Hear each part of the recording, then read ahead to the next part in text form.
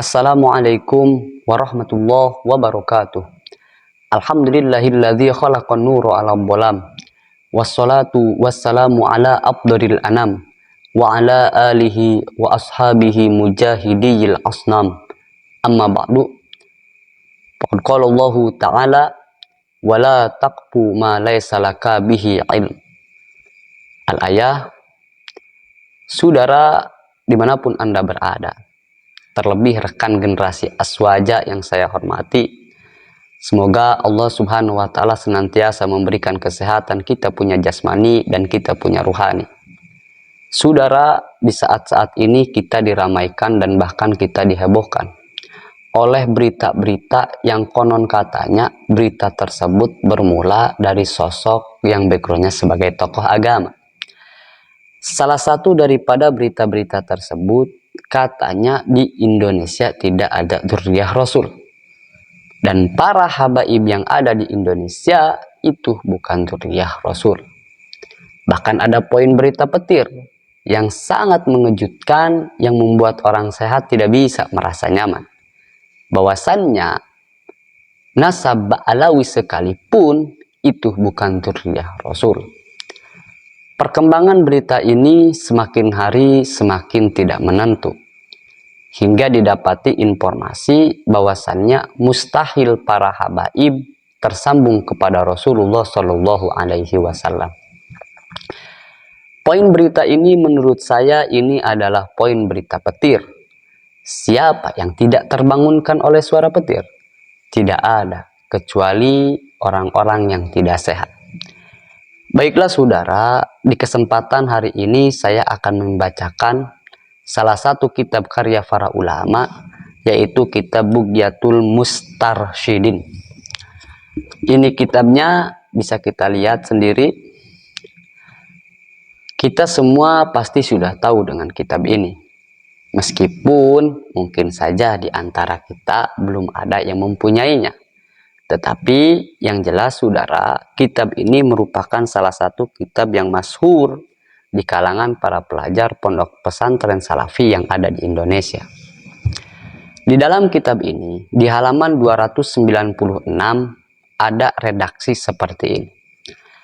Wa naqala al-alamatu Muhammad Bahriq an sayyikhihi al-arif billah Muhammad Bajir. Qila anna ahlal baiti afdalun nasi wa ala abi alwi afdalu ahlil baiti.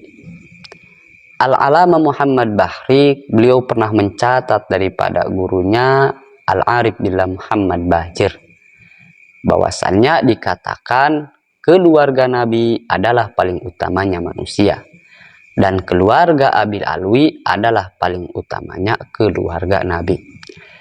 Kemudian di paragraf selanjutnya musannif juga berkata, wa qad qala qutbul irsyad as-sayyid Abdullah al-Haddad ma ahsanu fi hadzal zaman min tariqati ali abil alwi.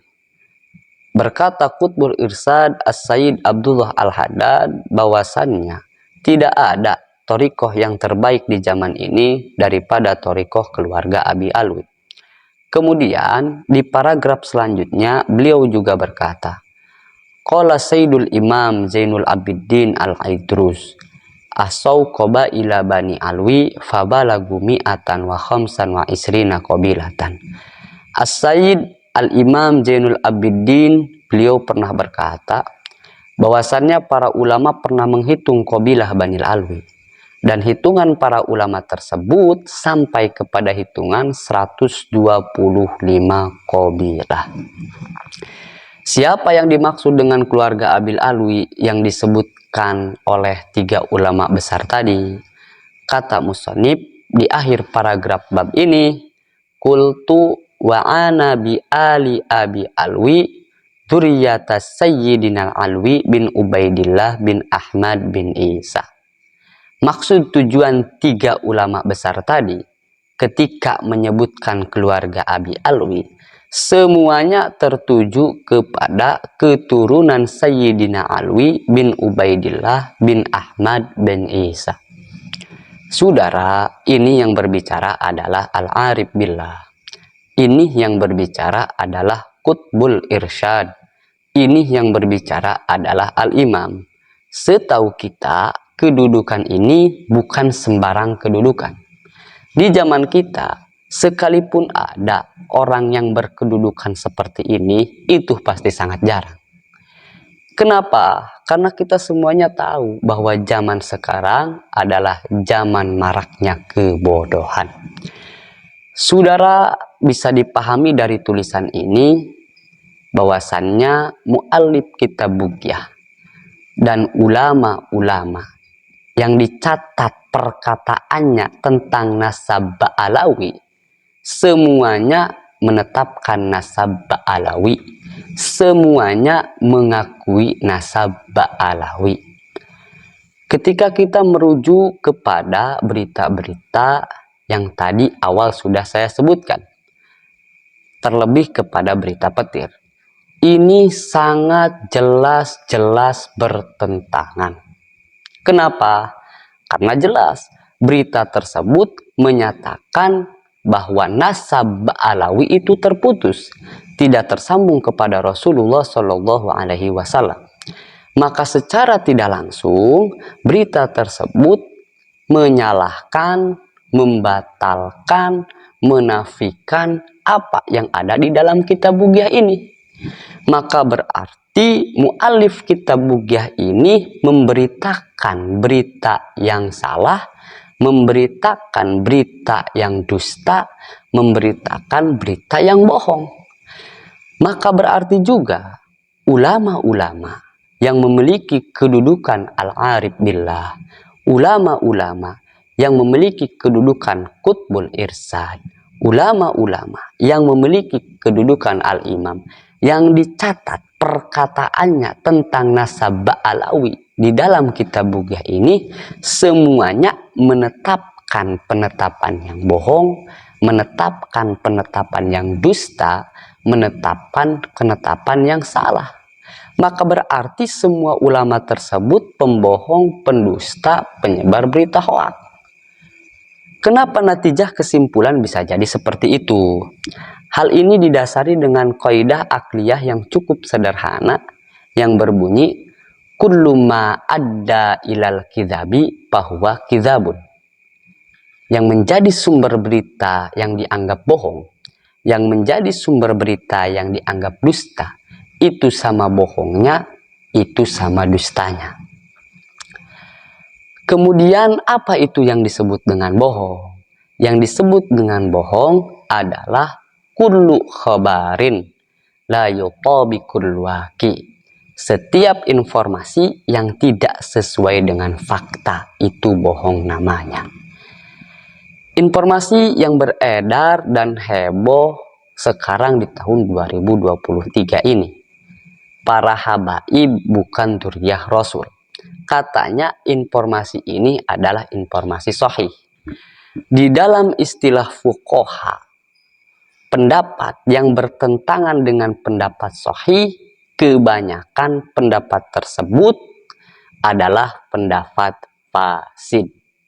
Sebagaimana yang diterangkan oleh muallif kitab I'anatut Thalibin, ini kitabnya bisa kita lihat. Muallif kitab I'anatut Thalibin di halaman 19 juz 1 beliau berkata, wa amma khilafus sahihi fal ghalibu annahu yakunu fasidan. Adapun pendapat yang bertentangan dengan pendapat sahih, kebanyakan pendapat tersebut adalah pendapat fasid. Maka berarti ketika ada satu kitab yang di dalamnya menginformasikan bahwa nasab Ba'alawi itu adalah dzurriyyah Rasul, informasi yang ada di dalam kitab tersebut itu adalah informasi fasid. Bahkan bisa disebutkan informasi tersebut adalah informasi la yutabiqul waqi, informasi yang tidak sesuai dengan fakta, bohong namanya. Dari sini muncul pertanyaan yang sangat serius dan sangat mendalam. apakah layak mu'alif kitab Bughya atau bahkan yang lainnya beliau berani mencantumkan statement yang fasid, beliau berani mencantumkan statement yang salah? Apakah layak Al-Arif Billah Muhammad Bahri yang perkataannya tentang nasab Ba'alawi dicatat di dalam kitab Bughya ini, beliau berani menyatakan satu putusan syariat yang fasid? Apakah layak juga Al-Arif Billah Qutbul Irsyad Al-Habib Abdullah Al-Haddad beliau berani menyatakan hal yang serupa?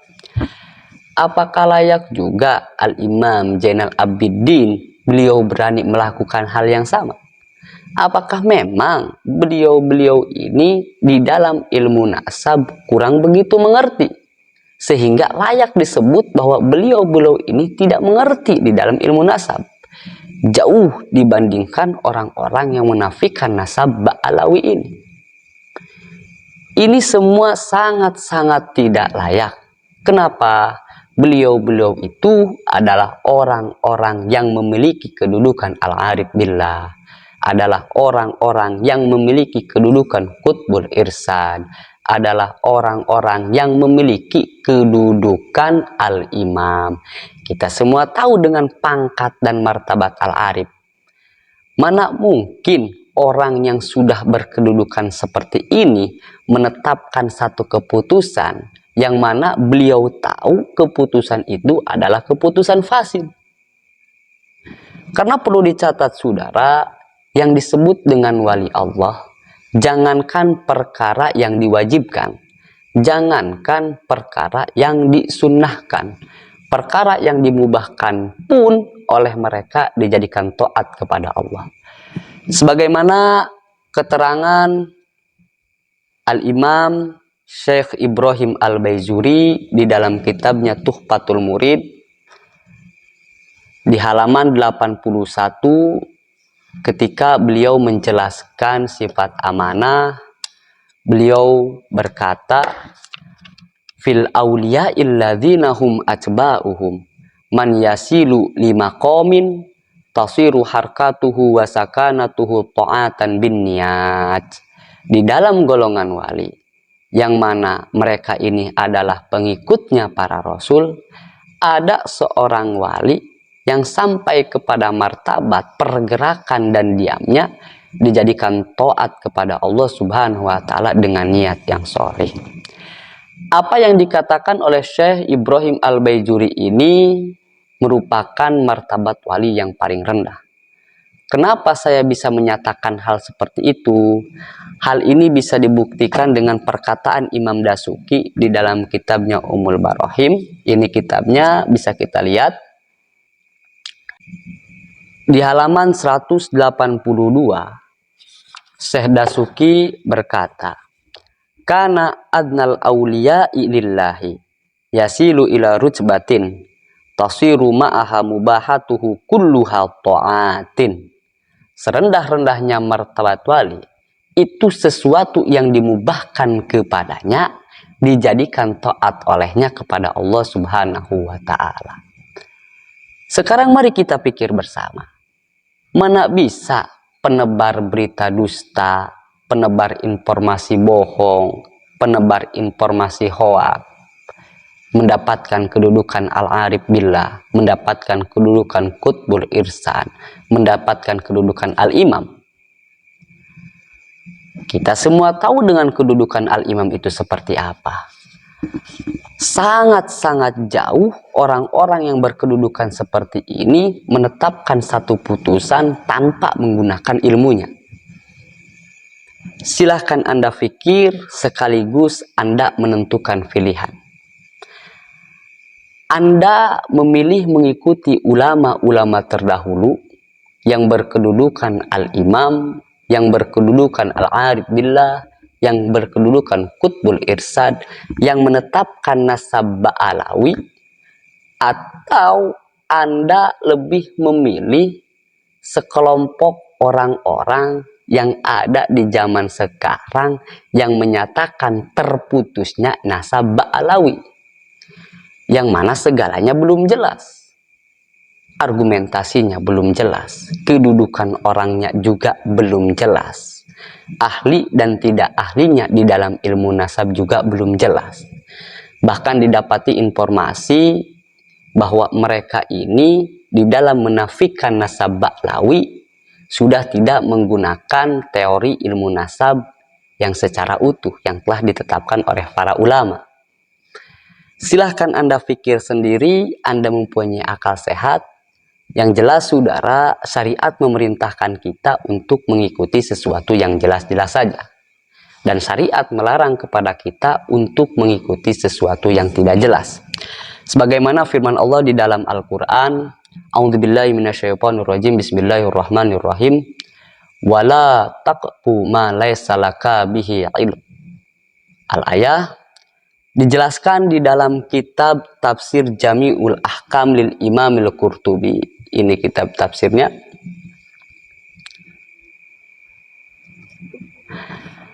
Di dalam kitab tafsir ini, Al-Imam Qurtubi ketika menafsirkan ayat ini, beliau berkata, Qauluhu ta'ala wa la taqfu ay la tajba ma la ta'lamu wa la ya'nika.